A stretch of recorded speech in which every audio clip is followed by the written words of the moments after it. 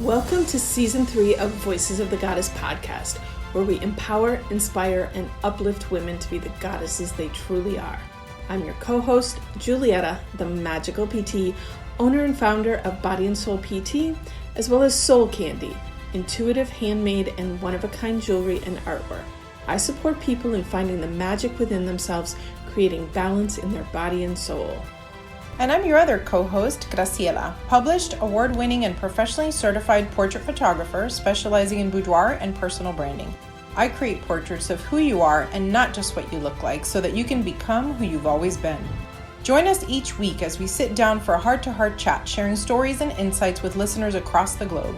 Laughter and tears alike abound as we access ancient wisdom in modern times through unique and exciting storytelling, supporting you on your life's journey. Welcome to the circle and enjoy the show. Welcome to the show, everyone. We are so glad you are here with us today. Hello, hello, hello. How you doing, Graciela, in your new role here? Good. You know what? It fits like an old shoe. It's perfect. I love this so much. I know I'm going to say it like every episode forever, but gratitude to you for bringing me on. I am so excited to be a part of this. I have gratitude for you joining me because the show might have not gone on if you had said no. Well, as your friend, I never would have let you do that. Friends don't let friends give up. So, that's my job. I'm your cheerleader. I'm here for you. I appreciate that about you too. I know. Sometimes I call Julietta and I'm like, I think I'm just going to quit everything. And she's like, no, stop. So, sometimes we just need that other person to remind us, like, wait a minute, I remember, I'm a badass. I can do anything. Okay, all right. I just needed a little refresher, And that, and I've said this before, but I will say this again. That one picture of me that you took with me holding the moon in my beautiful Egyptian galabea, like any day that I'm thinking like I can't do it, I look at that photo and go, that's who I am. And that is one badass that can do anything. There you go. It's true. It's true. I tell people all the time with photography, like it's important to document yourself just for a ton of different reasons, but honestly, mostly so that you can have a picture up on the wall to remind you, right? Because we don't wake up like awesome every day. Like that's one thing, I always try and say like, hey, I know you took this course and you feel really great now and that's wonderful, but like time wanes on, and sometimes you need a refresher and a little reboot and things like that. So I really feel like if you have that one like magical picture of yourself, and you just swing by it every day as you leave the door and you're like, you know what, you're right, I'm a badass, I remember, right? And that totally fits with your I don't know if you call that your tagline, but that you take pictures of who you are, not what you look like. And that resonates so much for me. Yeah. But what I really want to talk about today, because it's coming up, yes, I'm a physical therapist, but in healing, I know in my core that healing isn't just fixing the physical body, but the emotional body, the spirit, the mind, the soul. And one thing that's been coming up over and over again in recent weeks is the concept of the witch wound. Yeah. And, not everybody knows what the witch wound is. And, if you don't believe in past lives, okay, that's okay. You don't have to believe in past lives, but the experiences that I have had in life lead me to believe that without a doubt, past lives exist. And I know that I was a witch and I was burned at the stake in a past life. And so many of us have been. And that energy, that trauma, the fear that it instilled in us from past lives, from, because the witches weren't like what people think witches are. These were just powerful women who were strong and independent and spoke their voice and did things that looked like magic to the muggles, which people describe what I do all the time as magic. And it's like, is it magic? Isn't it magic? I don't know. It's just what I do.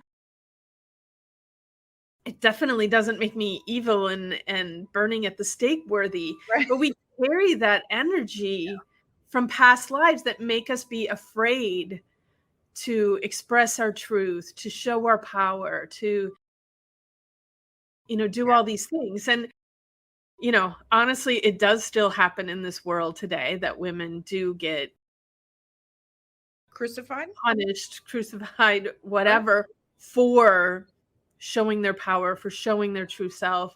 And the only way it stops happening is by all of us rising up and stepping into our power and speaking our voices and working together. And that's a lot of what this podcast is about. Yeah, absolutely. Absolutely. The word witch itself, right? Especially the way, I was raised and things like that, like very conservatively, it has such a negative connotation. And the more you dig into it, like with your grown-up brain, and the more you look into it and you realize, wait a minute, like I was like lied to, like being a witch is not a bad thing, right? Like we do things that are just as, I don't know, magical, right? I mean, I can tell you that when I was little, people would pray to certain saints, and people would, you blow out your birthday candles, right? And I mean, what is that, right? If not a wish, right? Something that you create, something that you manifest with your mind, right? When some added physical action. So I think you mentioned the other day that your dad writing. What do? We spell words, right? Create spells. With absolutely, all of it. So I love that your dad the other day posted on Facebook. Why were we taught to fear the witches and not those who burned them? And I thought that was so powerful because, as you grow up, no one's ever like, and like you think about it now and you're like, that is kind of messed up, right? But I hear you, because I think that even as children, I think that we are hesitant to be our most audacious selves. And it absolutely takes an unlearning this, like as you say, witch wound, right? Something that has just carried over from this previous life, to be able to go past that, because it feels really good when you are your best self and when you own yourself and when you're saying, you know what, this is actually what I really, really want.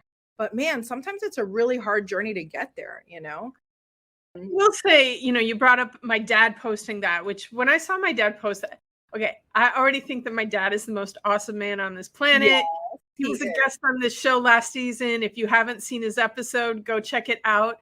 But what I totally love about this is he is a 76-year-old Midwestern, like manly man, outdoorsman, Republican, like everything that so many of my circle of people here would label as like what's wrong in our country. And like, because they have this opinion of what that is. And here, like, you see my dad, who like, he checks off all of these things of what you think is wrong, but he's so the fact that I didn't like show him that and ask him to post that. I don't know where he found that, and he posted it on his own, and it like blew my mind. But the fact that he's doing it, he can't be the only person in his quote unquote category of people that has this open mind. So absolutely. I really think that a lot of it is also just not being exposed to it. I think the right word is ignorance, but ignorance has such like a mean connotation to it. I don't mean it like that. I mean, like, you literally have never been exposed to a different way of thinking, and therefore you believe something is a certain way. And, as we talk about often, all of this is made up, like all of this, right? Like time, obligations, right? Like, we're just making all this up as we go along. So why did that happen? And how are we carrying that, right? And then what can you do to break that moving forward, right? So that your next future self doesn't have to carry this witch wound again. Exactly. And that's one thing too. Everybody that comes into my office and like works on healing them, I thank them, because anything that you heal in yourself, you are helping heal in the collective, and you're helping heal it for all your people that came before you and the people that come before you. So yeah. And that's a big motivator for me too. What's that?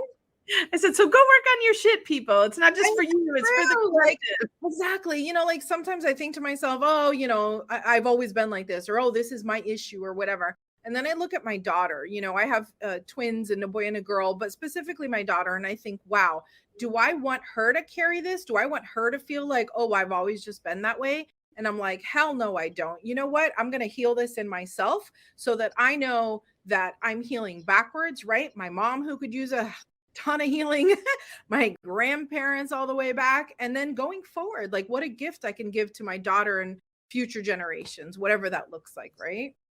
Yes. We are way more powerful than we think, I think. Exactly. Little witches that we are. All right. Are you ready for our guest? I love our guest. Bring that beautiful face forward. Hi. Hello, Chloe. Welcome to the show. Welcome. I would love to see your camera a little bit further down because I just want to see a little bit more of you. Gorgeous, because that outfit is, look how fabulous she is. So we're going to let you introduce yourself, Chloe. But first, I absolutely have to take a minute and a half and tell you how much I love this woman. I have known Chloe for, I think we calculated about 20 years. And when I first met her, she was a completely different person. It was my pleasure to help her with some activities of daily life. And when she tells you her story, you will be absolutely floored. She has written a fabulous book. I'm doing your intro. I shouldn't do this. I'm sorry. I can't help myself. But her book is so amazing. I'll say one thing and then that's it. I promise. I'm gonna let her talk. But I love books. I own 3,000 books literally in my house. My children, their collection is probably about 500. I have always felt that I have to own books and I have to read them because there's one magical sentence inside that's going to change your life. And when I read Chloe's book, like the entire book was the one sentence I was looking for my entire life. I rushed out and I bought it for Julietta and everything. So Chloe, would you please introduce yourself? Let our audience know who you are. I will. And thank you for that gracious beginning of the intro. Thank you. So I'm an award-winning author and creative director and multimedia artist. And I also was a former publisher and editor-in-chief of an award-winning magazine. I've now, through the years, grown quite a bit spiritually and am now a wisdom keeper and a seer who can see and interpret divine truth. So my book is about my journey because I consider myself, especially when this journey started, I considered myself a very ordinary person. This was never my intention. I did not try to get on a spiritual journey. It just evolved. It just kept happening. And so the name of the book is Wisdom Keeper, My Extraordinary Journey to Unlock the Sacred Within. And so I share what I've learned. Through all these years, I ended up becoming an intuitive shamanic energy healer. I am psychic. I can do mediumship sessions. I can see past lives, certainly for myself, but also other people. So it is a totally different world. And when I met Graciela, I was very sick. And I have been able, through everything I've learned on my journey, to completely heal myself. I had multiple sclerosis, very debilitating, for 14 years. I've had 3 major cancer issues pop up. And one that was very interesting, I had trauma that I had hidden from myself for 50 years. And after I'd done all this work, it just was like, tap, tap, me next. You got to look at this one too. So it has been an extraordinary journey, and I'm happy I really want to help people wake up in a deep way. I want to help people understand how to heal themselves. And then ultimately I want to heal and save the world. So it's a small goal. It's just one thing. I know. So that's kind of what I've been doing for the last couple of years. And the reason I wrote the book is because I had visions of the pandemic back in 2010. And so when it came, I felt devastated. I mean, even though my spirit guides had said, you're not going to be able to stop it. We're not stopping it either. We're waiting till everybody wakes up. But that was really the motivation on you have to, well, my spirit guides literally said, it's time to tell everything that you know. And most of what is in my book, I'd never told anybody. So I skipped the baby steps. I just went from no one knows to like, except for the whole world now. So I love that. And I love that Graciela gifted me the book. I read that book pretty much in one sitting, cover to cover. And what I will say is this is the exact book I wish I had, 30 years ago when I was starting my spiritual awakening. And I know this book is going to serve so many people in that journey. And it's also just always helpful. Even to this day, every once in a while, I sit down and I go, is the stuff that I'm experiencing really real, or am I just messed up and crazy? And then I see like other people tell their stories. It's like other people are experiencing this too. So right. Hey, maybe we're all just crazy, but it's fine. We're not alone. There's a lot of us in here. And after reading your book, I'm dying to just have more conversation with you, but that's not going to happen on this podcast. Even though I could totally hijack and go, what about this and this? Yeah. But we will dive into our questions. And the first one is, what is one piece of advice you got from another woman that changed your life? Well, I didn't get this from her personally because she's pretty famous, but it is one of her quotes.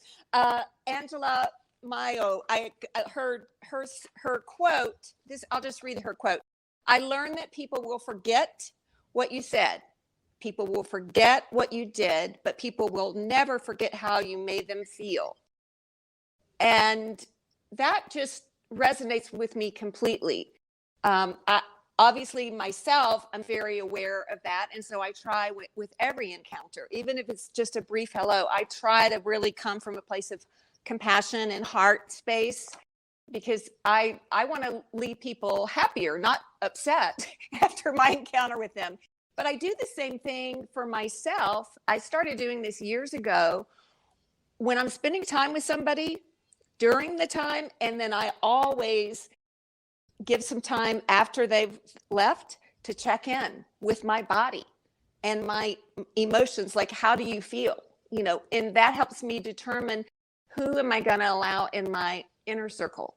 Because I've learned a lot, like, we've got acquaintances, casual friends, we have the whole thing, but your inner core, those are people that are going to affect your energy because you are letting them in a very deep way and probably frequently. So I inspired by her quote, I do that also for a check-in on who belongs in with me.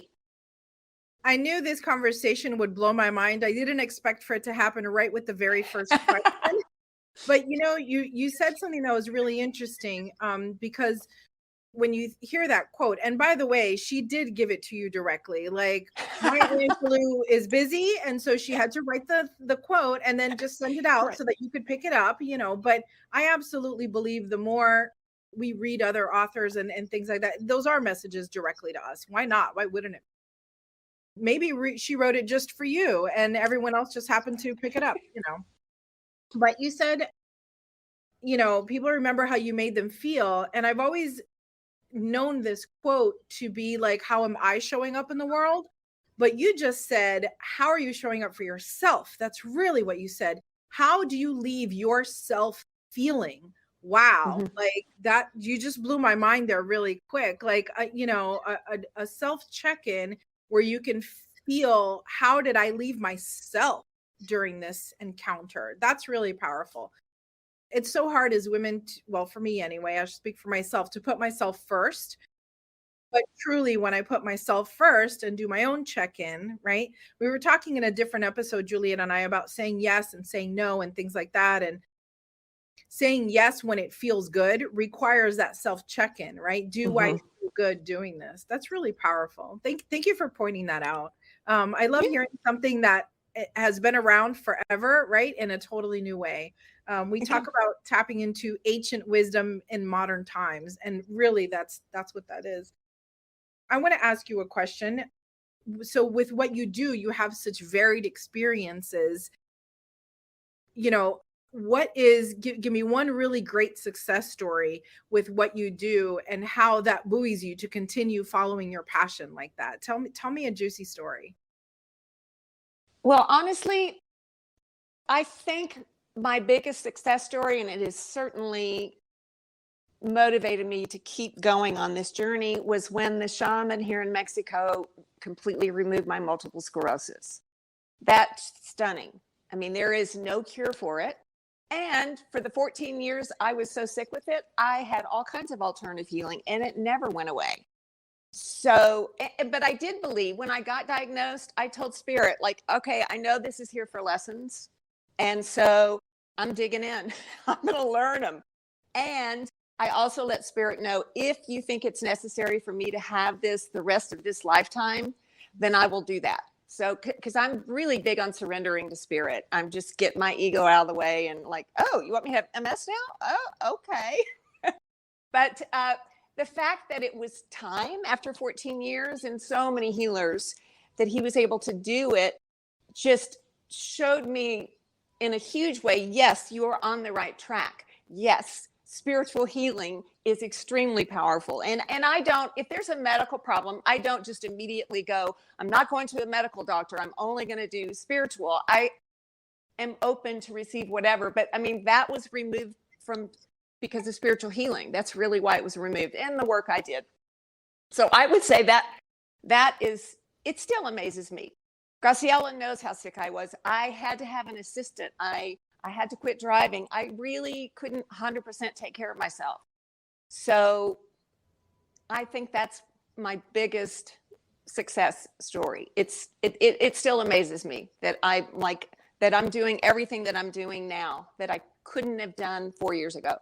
I tell your story all the time. I want you to know, at least once a week, I'm telling people about my friend Chloe.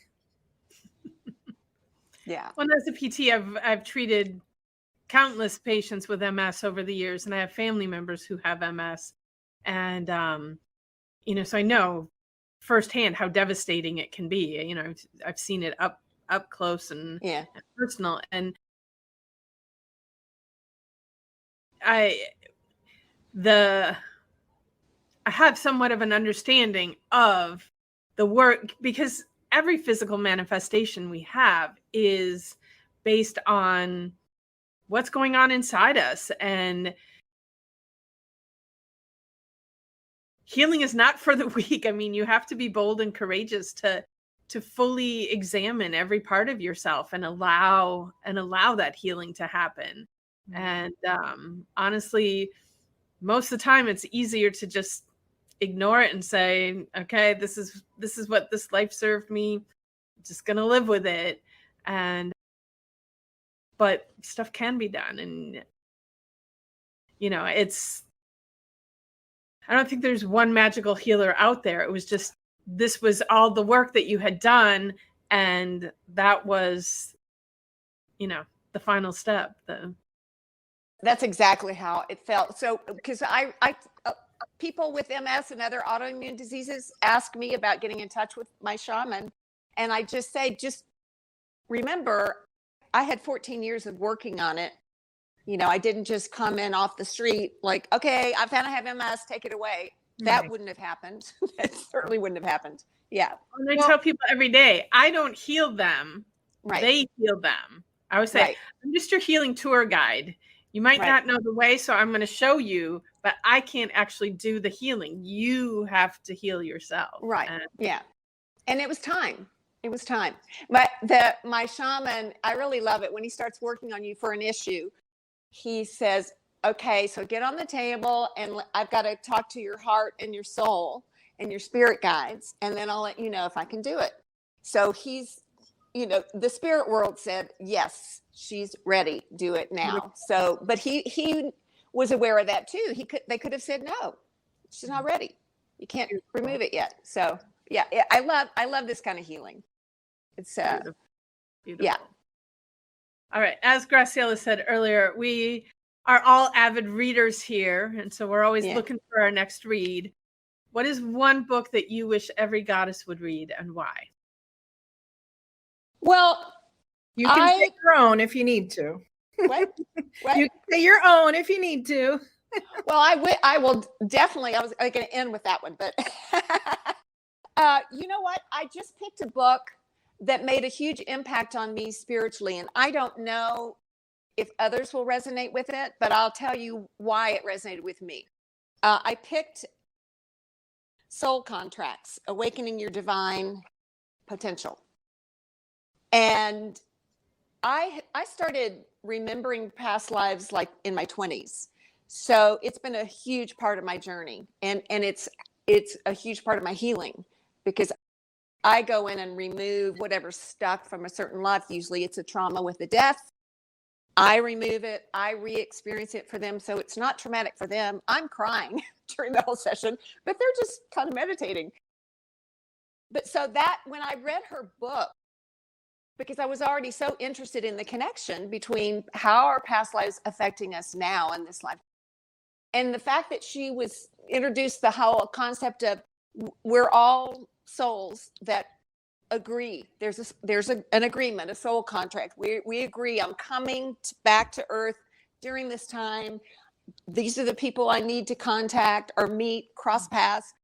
This is my mission. This is what I need to do. So it just, for me, it gave me more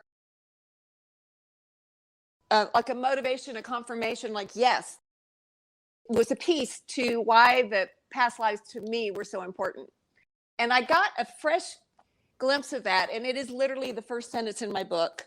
When my son was 2, he was very precocious. So he started speaking in sentences when he was 1. But he turned around and said, "What took you so long?" And I'm like, "What are you talking about?" And he said, "I had to wait forever for you to be ready for me to come here and be born." Soul contract. Hello. That's, he's 2. There's no way it wasn't on Sesame Street. I mean, just like Right. they didn't have a show about past lives. Should be. Right. So it was clearly his soul was remembering. And they do try to, the spirit world does try to like remove that kind of stuff so that you come in fresh and you're willing to like do your journey. But he just was one of those that came in and remembered. But it was so clear to me, like, that is what she's talking about with the soul contract. He knew I was supposed to be his mother this lifetime. I've been his mother other times. So it's fascinating. And so that's the book I would recommend, because it has that little something you can hold on to and understand better, this connection with past lives. For me, that's what it was. I think that's so beautiful. And thank you for sharing that. And I love the story with your son. And what a great opening to your book. Like, that's one thing I loved about your book, is that from the first page, you're hooked. I think so far, myself, Julietta, my friends, everybody's read it in one day. What I love about the idea of the soul contract, it's really kind of comforting to know that you're not alone, that this is not a journey that we're undertaking alone, that the people that you just meet and you click with right off the bat, right? I mean, Chloe, when we first met, our interactions were an hour at a time, once a week, I think. And that very easily could have been in and out. But I knew from the moment I met you, this woman needs to be in my life. And I've followed your journey for so long. Yeah. So it's, and again, like, she's also coming to the studio. So if you're in Fort Lauderdale, please, she's coming up from Mexico to come speak at the studio. But her, Chloe couldn't go to the mailbox without resting for 3 days. And to see her move all over the world, I won't talk about the boyfriends, things like that. Let's just say Chloe has lived a full and complete life throughout this MS journey. And I love seeing you at the pinnacle of your healing. It really is amazing. Okay. Next question. Are you ready? Yeah. A good one. Okay. So, especially for someone like you that has had so many life experiences, what's the one thing you've done in your life that you will never regret, that you're just like, man, this is the best thing I've ever done? And I know that's a big one. Well, you know what? I had a hard time. I have a hard time when someone says, "What's your favorite?" Blah blah blah. I'm like, "Oh God, there's just too many." Well, so I actually, I don't know if I can pick one. Here's how I was thinking when I hear that question: is I regret anything in my life, and I don't think I do anything differently because I really love where I am right now. I love where my life got me. And so I feel like, yeah, I made tons of bad decisions. Absolutely. Had unhealthy relationships, all those things that we in our human bodies are experimenting with. And they brought me here.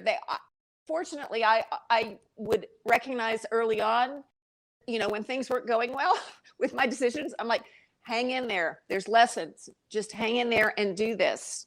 And what you'll know when you get to the end of the lesson. So just do that. So I don't regret much, but maybe you were asking for like a really cool favorite thing I did. I don't know. No, I think any answer is the right answer, like that's the beauty of the question, is that how you interpret it is part of the answer, right? So that's beautiful. I appreciate that. Well, and in general, I'm really happy because this covers everything that I do, that I've always been a free spirit, even when I was little, and very open-minded. And I think that had a lot to do with my journey, because I could have put on the brakes so many times because it was like getting too weird, but I didn't. I just kept that space and held on. Yeah. Well, the next question kind of goes to what you thought maybe Graciela was asking, is what is your sweetest, delicious, most delicious memory? Okay. So on that one, I'm really big on just going with the first thing that pops in my head instead of like analyzing, like, is that really the best, sweetest one? So I'm going to just share. It's a really sweet little story. When my son was little, I made up this game called Let's Take a Vacation Day.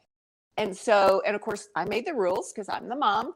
And so the rules were you had to wake up, get dressed, and we went out to eat for breakfast. And then the rest of the day in the evening, we took turns choosing what we were going to do next. Because he was really little. So that helped him to know, okay, cool. I don't like this one, but my turn's next. And then the other rule was you couldn't go home until it was time for bed. So on my 61st birthday, my son said, okay, I have a surprise. I'm picking you up for breakfast. That's all you need to know. I'm like, okay. So we went to breakfast, and then he wouldn't tell me the whole plan. He was just like, okay, here's where we're going next. And he did that. It took me until the afternoon to go, oh my God, you remembered vacation day. You have created a vacation day for my birthday. And it was the same thing. He's like, well, we can't go home until you're ready for bed. So just let me know when you get tired, because we're not leaving. So to me, that was just, it felt full circle, and it also kind of is tied to the book, because my interaction with my 2-year-old son is the beginning of the book. I think I might have probably mentioned this when I was talking about honing your intuition, possibly. But it just was such a very sweet thing because you never know what you do with your children. Like, are they going to remember? He was really little. And he went, oh my God, I tell my friends about it all the time. So that was also just like, wow, you were 3 and you still remember this. And it was important to you. And that's why you wanted to recreate it for me. So that is absolutely such a delicious memory. My goodness. As we ask this question, I love that the answers usually end up being something that you didn't even realize as a parent was making a big difference. You just figured, let me do one more thing to get through one more day, Right. I always worry about, what I say to my kids. Is it going to show up in their, therapy when they're 40? Are they going to be yelling at Tony Robbins about their mom who said something about their shoes on the floor? I don't know.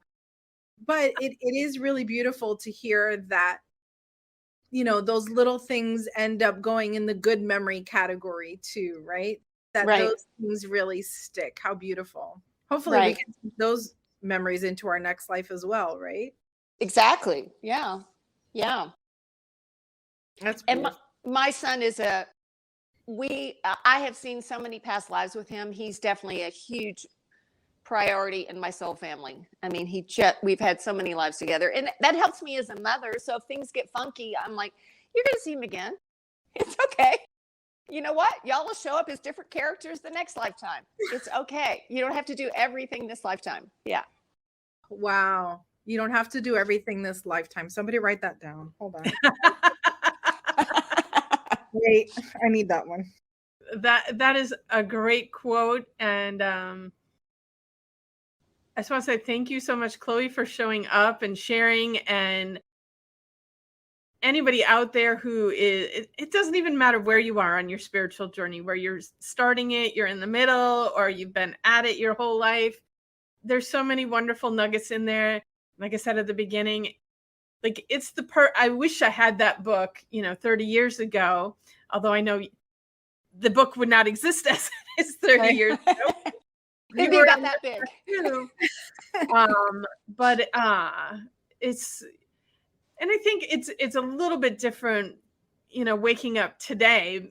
Back then when I was waking up, it's like, who do I talk to? Where do I go? Who can help me with this? And, Google wasn't there. We talked on one of our shows. Google that shit. Anything you need to know now, you can Google it. Right. Things that happened to me, even when Google existed in the beginning days, you couldn't find this kind of information on there. Mm-hmm. And the blue beings showed up in my doorway, and I'm like, who are these blue people? Avatar didn't even exist. Right. Right. I know. But wonderful to have that support system so people know that it's normal and it's okay. Right. Right. Right. And to receive those messages clearly and with abundance and with joy, right? Not fear, The fact that the two of you have merged into my life like this is no coincidence. Like this is my beautiful gift in this life, is to have the both of you like this. And I cannot wait for you guys to meet in person. I'll probably have to have a shield because I think when you physically meet, your bodies are just going to explode into beams of light. I'm going to be ready. But Chloe, thank you so much for being here. Thank you so much for sharing your gifts with the world. It is absolutely perfectly the right time and the right everything, the way that it all has come together. Kudos to your writing and your book. I'm an old English teacher nerd. Like, I love words. Your words absolutely have just touched me in so many ways. And I'm so excited to see it end up in the hands of every woman in the world. Thank you. Every person in the world. Well, if you don't mind, I was going to hold up the book, and I also brag just a little bit. It won a gold winner for Memoir by a Female. And then I've also won a finalist for New Age Nonfiction. It just came out a couple of months ago. So this is the book. This is the English version. Oh, I'm not getting it on the camera very well. You got it. Okay. And then the Spanish just came out a week ago, the Spanish version. So, and my website is chloekempwisdomkeeper.com. And it gives you a lot of information a little bit about my journey. There's a sample chapter if you're not sure you want to get the book, and it answers a bunch of questions. Yeah. Thank you again for joining us Thank today. you. It's been a pleasure having you here. I'm really looking forward to meeting you in person. Mm-hmm. You got anything else, Graciela? I am full. Thank you so much, Chloe. Thank you for being here. I love you so much. Love you too. Thank you. Bye, ladies. Bye. Thank you, dear ones, for joining us today. Make sure you check out the show notes for details on how to get in touch with either Julietta, Graciela, or today's special guest. Don't forget to subscribe, review, like, and share. Big love and gratitude for all of you. May the path before you be ever illuminated by your fellow goddesses. Shine bright and have a magical day.